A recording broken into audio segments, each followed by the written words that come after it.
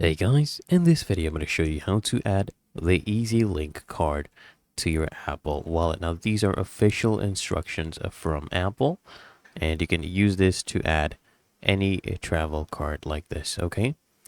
So this is what you do, okay? So make sure you open up the Wallet app on your iPhone, and then tap on the Add button, then just tap on a travel card to add, or you can go ahead and add a new travel card, or just tap on previous card to basically add a travel card that you previously added to the Wallet app. If you already had the EZ-Link card added and maybe it's expired, you can go ahead and update that, right? You can add a new one.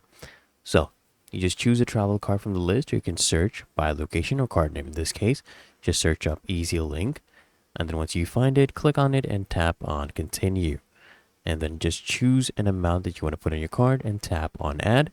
And if you are getting the pass, you can go ahead and buy that. Just follow the on-screen steps to confirm your purchase and just add your travel card. You can do the same thing with your Apple Watch. So on your Apple Watch, open up the Wallet app, scroll down and tap on add card, and just follow the same instructions, okay? Really that easy and simple. So I hope this guide provided value to you, and if it did, consider smashing that like button, as well as subscribing to frequently asked questions, and I'll see you guys in the next one.